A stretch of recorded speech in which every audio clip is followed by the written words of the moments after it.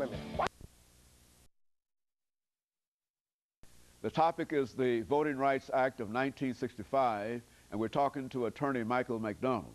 Of course, Attorney McDonald, before we had our second commercial break, we promised that we'd give you an opportunity to continue this excellent discussion dealing with the Voting Rights Act of 1965. And I think one of the issues that we left off with had to do with the role that President Lyndon Johnson played in that, not only in that event, but the role that he played in several other very, very important acts. Let's continue our discussion from that perspective. Okay. Well, the other thing I guess would be relevant to discuss regarding the Voting Rights Act of 1965 is the fact that it has been extended. The act passed in 1965, was extended again in 1970, was extended again in 1975, and extended the third time in 1982. And each of those three extensions represented the intent of the Congress and the President at the time of each of the extensions to broaden the power and the authority of the national government over some area involving voting. Everything from extending protection to Hispanic, Latino Americans, to making sure that there wasn't what we call gerrymandering, which is where you have political districts that are carved out to benefit a particular officer or an incumbent or a particular group. The act was extended to address those type issues. The act is also up for extension again in 2007, and in 2003 and 2004 there was an email that got a lot of circulation that basically represented that the Voting Rights Act of 1965, if it wasn't extended in 2007, would take away the rights of blacks to vote. That is not true. Speak to that, because I think that is one of the real issues that we hear addressed during this, when you talk about the extension. Speak to that. Sure. Again, the email and the information as far as the act not being, if it's not extended, would abridge the rights of Negroes to vote is not correct. First of all, the Congress has been consistent in terms of its commitment to extending the act. It's been a bipartisan commitment over 40, 45, 50 years. Second, even if the act were not extended, the rights that blacks have to vote is protected through the Constitution, through the 15th Amendment. 15th Amendment. The purpose of the act, the Voting Rights Act, was basically to give the Congress and the federal government the authority to come in and to basically put teeth into the 15th Amendment. And then third and finally, most states have within their state constitution some amendment which protects the rights of blacks to vote. So even if there were changes made at the congressional level, blacks, along with other Americans who have dual citizenship as national citizens of the federal government, and then the second citizenship within the state that they reside, would still have protection. So I think it's important for us to make sure that people understand that even if the act is not extended, the rights of blacks would still be protected by the 15th Amendment. You know, one of the real issues dealing with the suffrage here in the state of Tennessee, since we're dealing with the Voting Rights Act of 1965, has to do with the state having taken the right to vote from convicted felons. And as a matter of fact, I think that was in the newspaper quite recently. And people let's speak to that, because I think that too is a part of this Voting Rights Act of 1965 in the sense that these individuals are denied suffrage.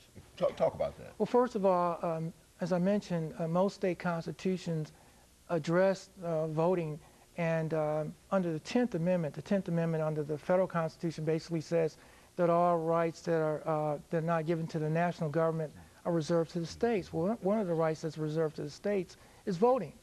And so states have, to some degree, the right to regulate and decide who can, in fact, vote.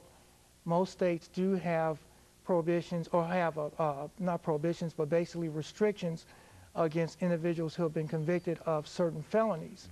And as we know, black males are overrepresented in terms of convictions for misdemeanors and more serious felonies.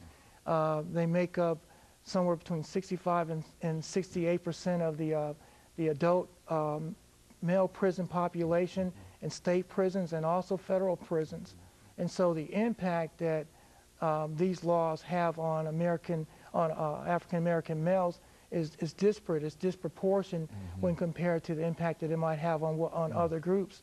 There are several different organizations, the NAACP, the ACLU, several organizations, and some moderately conservative organizations who are taking a much closer look at this and saying, what relationship does conviction of a felony have to someone's right to vote if they've already served their time, and the fact that they've gone through the judicial process.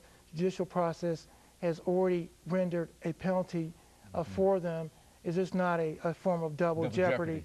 Double jeopardy, where you're saying the person is being punished again. So there, for example, in the state of Alabama, I know that there was a project where they focused in on trying to restore the rights of those African American males who had been released from incarceration, either through the probation process or some other process, and helping these individuals to go through the process of having their rights restored.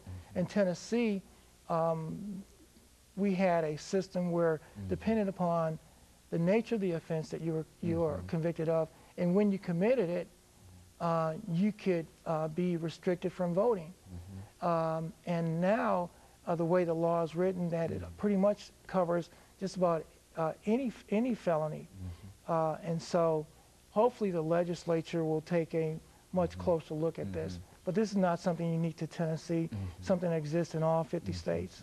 Well, and so this is, and even though we're talking about the Voting Rights Act of 1965, we're essentially saying that this is one of those areas that is as significant now as the discrimination against other groups at an earlier period, and it's something that simply limits our democracy.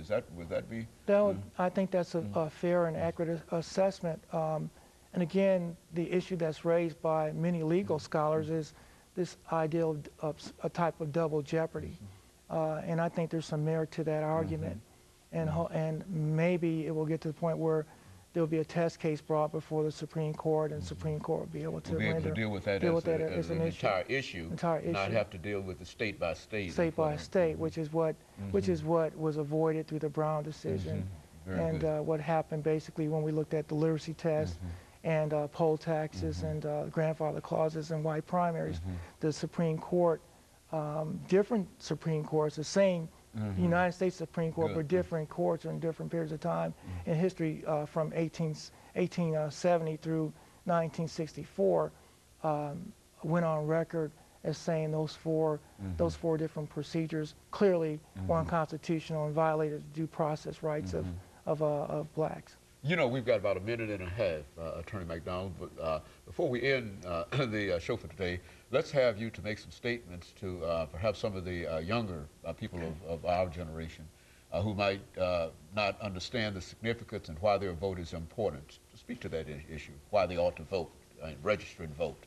Well, first of all, I think if they understand the history of the battles that were fought for blacks and women and people of color to vote, they would have a greater appreciation for its value.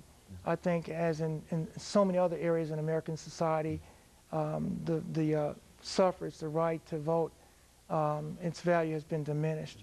And to understand that in our democracy, in one of the strongest countries in the world, where you have the right to actually go on record and say who you want to provide leadership at different levels of government, locally, the state government and the federal government, that is a special opportunity. And the fact that we are able to vote and decide who's going to represent us, decisions that impact us. For young people, I think one of the critical issues would have to be possibility of bringing back selective service. And the idea that you have the right to actually speak to that and decide who's going to represent you in Congress, represent you in the United States Senate, and ultimately the presidency. And also helping them understand that all politics is local, and the things that happen locally that have a direct impact on them on a day-to-day basis. Very good. And of course, Attorney McDonald, let me thank you over the last 8 or 10 minutes that we have here for bringing us that excellent information today dealing with the Voting Rights Act of 1965. And let me encourage our audience to tune in again next week for another informative edition of Comments. Thank you and